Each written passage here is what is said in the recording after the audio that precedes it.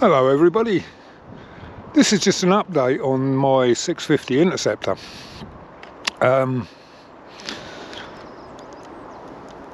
As you can see from this photograph, this is taken from the last video. I had a lot of comments saying you really need to get the exhaust pipes in line. They're sticking out too far. And once that was pointed out to me, I couldn't unsee it. I just kept looking at it and thought, yes, they're right. So this is what it looks like now. After quite a bit of jiggery pokery and re-engineering of the brackets, I managed to get them tucked in a little bit more. And yes, they definitely do look better. But it was a bit of a task, but I think it was worth it. So we can see we've got an Interceptor badge on the back mudguard now, and we've got the Interceptor logo on the tank.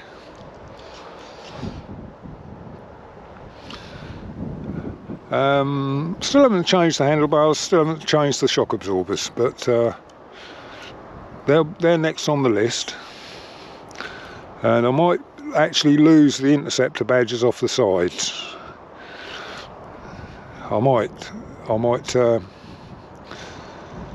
just have it Interceptor on there instead of the Circle and 650. Now, the reason I built this bike is I wasn't happy with the look of it as it was. It was a Sunset Strip one, and I thought it was the bike itself that didn't ride very well, and didn't it wasn't that, it was the looks. I didn't like the looks of it. So now I've changed it. Do I like the look of it? Yes, I do now. And I've put about 300 miles on it now since I did the conversion on it. Ironed out a few little bugs, and I like it now. I like the bike now, and I've been riding it quite a bit.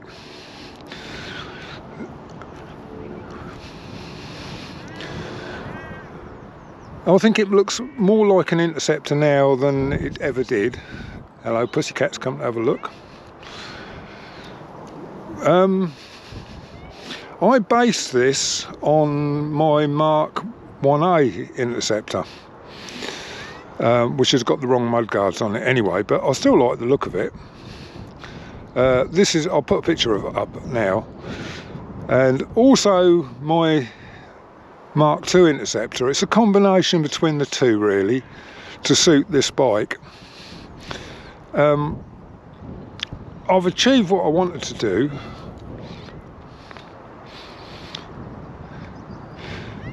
It's got the classic 350 front brake in it, because you can't put the Interceptor disc and caliper on the classic 350 fork legs.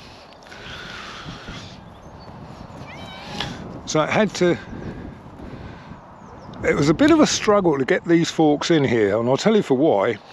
Because the Interceptor fork yokes are actually 1/8 of an inch wider spaced than the classic 350 ones. Now you think, well, does it make any difference? It does, because when you put the wheel in, you can't get the disc into the caliper. So it was minutely, the distance was minutely small. So I got round it by putting a shim between the forks and the caliper, just a thin washer basically, and just space the caliper in a little bit.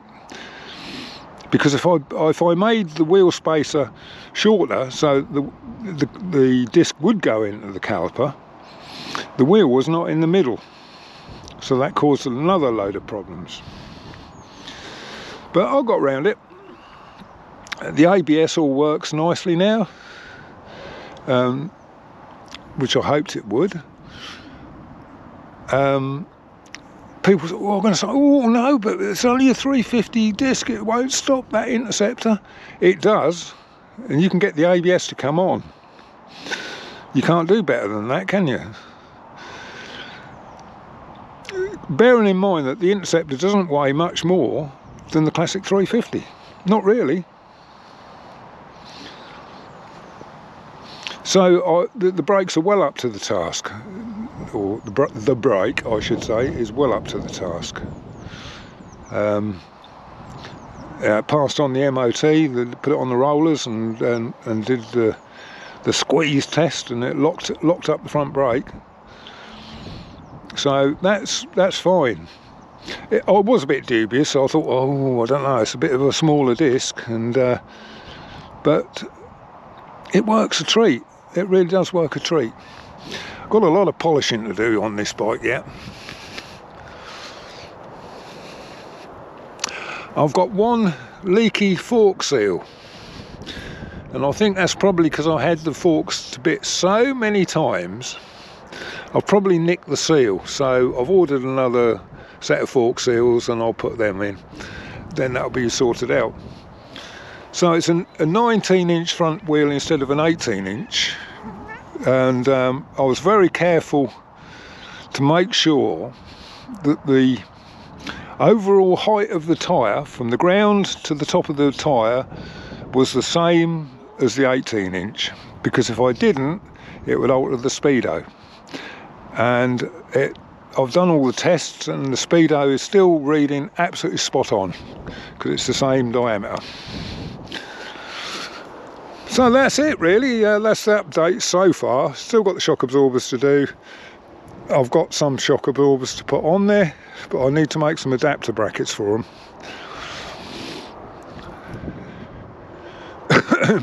Basically they're brand new classic 350 ones, which are the chrome shrouded ones. I want to lose these piggyback things. I don't like the look of them. They just don't suit the style of the bike. But it's personal preference, and the 350s are better sprung on the back end than these are. This is on the softest setting, and it's still too hard. So I can get round all that.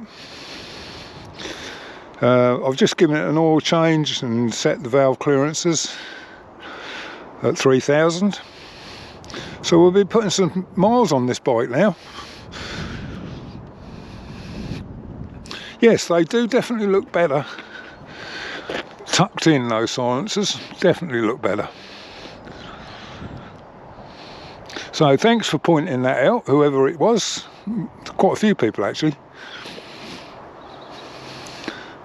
So yeah, I just wanted to give you an update on that. We're going to have a little look at the little classic 350 now, because I've got a bit of an update on that. It's come to a bit of a misfortune. Right, let's go and have a look at that. Here we are with the classic 350. Poor old thing, look at this. So what's happened there then? I can tell you what's happened there. I pulled up at a roundabout. There was a car in front of me with the traffic lights, and the lights were on red. And I pulled up behind the car who was waiting at the lights, just took my hands off the handlebars in neutral, and away I went. Somebody had crashed in the back of me, bloke in a Mercedes, and he got out holding his phone to his ear, and he's saying to his phone, he said, "I'm going to have to call you back, mate, I've just hit a bloke on a motorbike, call you back later."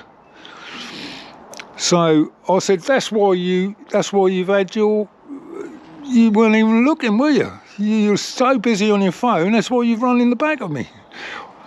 All it's done is it's broke the number plate. So it's no big deal, but you know, I said, what are you going to do then? Are you going to pay for it, or are you going to give me your insurance deal? No, there's no need to go through the insurance, mate. We don't need to be doing any of that. I thought, yeah, you ain't got any, that's why. So he said, how much is it going to cost then? I said, 40 quid. Oh, you could get a number plate made a lot cheaper than that. I said, yeah, but I've got the inconvenience now of going and getting all my documents, going to a number plate dealer and getting them to make one up. Then, and then I've got to pay for them to fit it. And you know what workshops charge? I said, it's going to cost you 40 quid, mate. 40 quid, otherwise I'm going to the police. He soon coughed up. So the bloke in front got out of his car. He didn't pull away when the lights changed, and he said, do you want to witness, mate? I saw it all in the mirror. So I said, no, you're all right, mate. Thanks ever so much. But so yeah, I've been off and got myself a new number plate, ready to go on. More aggravation. So yeah. The old bullet there. Anyway, that's all the updates I've got for you, really. It's just a bit of running on about nothing, really, isn't it? Yeah. Okie dokie. Right, I'll catch up with you on the next one. Bye bye.